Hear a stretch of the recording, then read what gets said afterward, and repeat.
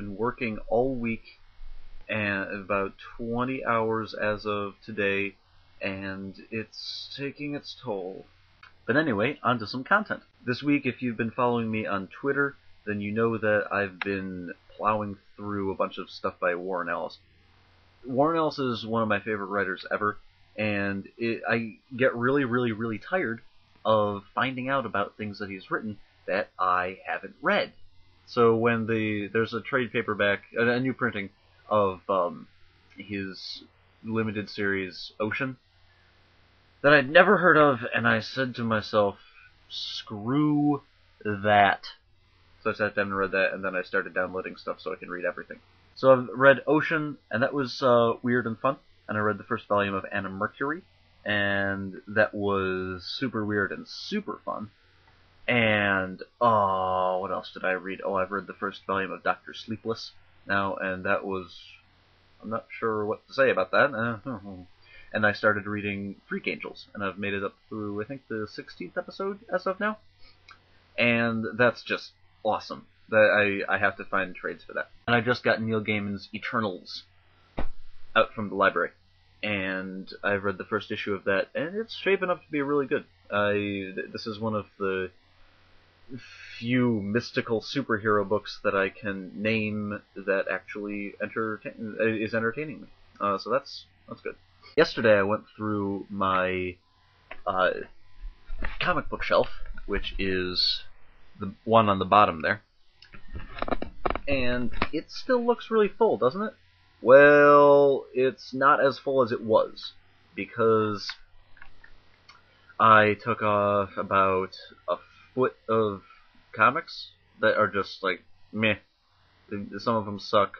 Most of just the ones that have no rereading capacity. So I'm gonna see if I can sell those to my local comic shop or online or something.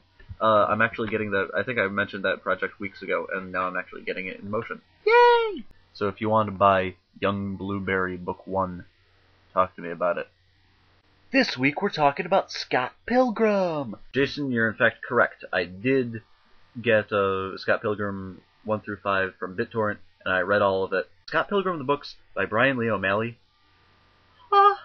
They're one of the best reasons for comic books to exist, ever. My good friend, Dr.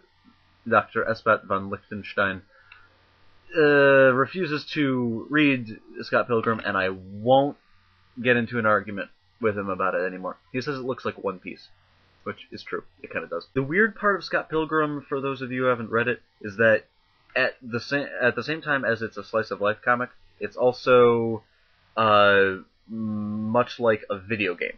So Scott Pilgrim lives in a video game hybrid world, where once he defeats somebody, they poof out of existence. They die, and a lot of the time there's an item that's left there, so he can pick that up.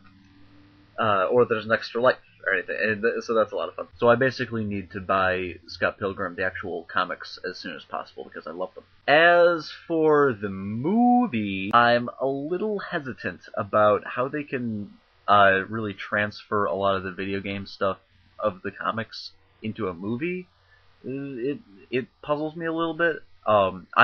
If it was up to me, I wouldn't be really making one. I don't see enough parallels between Scott Pilgrim, the comic book, and the movie format that I would really feel it necessary to make a movie out of it. That said, Scott Pilgrim is awesome, and there have to be at least some redeeming qualities to this movie, like no matter what. One of those redeeming qualities is bound to be Michael Cera.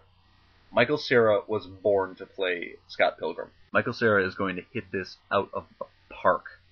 You just sit back and watch. Basically what I'm trying to say is cautiously optimistic, which is, I know, what I say about every movie that comes out based on a comic book, but hey, I'm indecisive. I'm a liberal. What do you want? So I'm dead, and I still have to write a summer column for the summer issue of the Binghamton University Pipe Dream that only little high school kids and their parents are going to read. So I'm not sure how much profanity I'm going to put in that, but I think it's going to be a lot. So I will catch you on the flip side. Peace out.